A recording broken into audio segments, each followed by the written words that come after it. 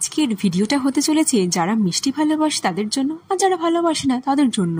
তো হাই বন্ধুরা, আজকে চলে গিয়েছিলাম কলকাতার ফেমাস মিষ্টি শপ বাঞ্ছারামে, যেখানের প্রত্যেকটা মিষ্টির মধ্যে পাবে ঘিয়ের স্বাদ এবং সুগন্ধ।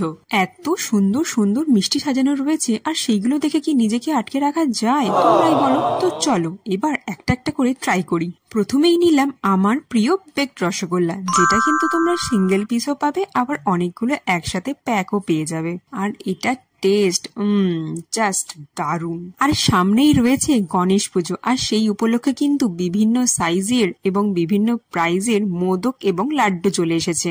আর এই লাড্ডু আর মোদক যদি তুমি গণেশ ঠাকুরকে দাও তাহলে তিনি তো ভোগ গ্রহণ করবেই করবে। ঠিক তারপরেই নজরে গেল দই সাজানো রয়েছে, তো আমরা নিয়ে নিলাম আম দই।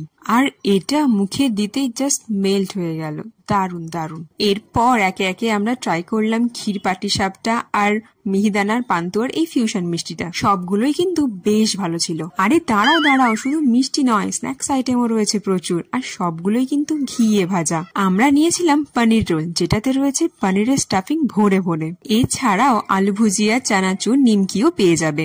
আর রয়েছে গিফট প্যাক, যেগুলো কিন্তু যে কোনো অকেশনে তোমরা গিফট করতেই পারো। শুধু কি নিজে খেলেই হবে, বাড়ির জন্য তো প্যাক করাতে হবে, তাই এতগুলো মিষ্টি আমরা প্যাক করে নিলাম বাড়ির জন্য। আর ফেরার সময় নিলাম বাঞ্ছারামে স্পেশাল কেসার কুলফি, এটাও কিন্তু দারুণ ছিল। এটা লোকেশনটা হলো অ্যাক্রোপলিস মলের পাশ দিয়ে যে রাস্তাটা গেছে তার ঠিক কাছেই। এই ভিডিওটি ভালো লাগলে একটা লাইক করে দিও আর চ্যানেলটিকে সাবস্ক্রাইব করে দিও। চলো দেখা হচ্ছে খুব তাড়াতাড়ি। আজকের মতো টাটা।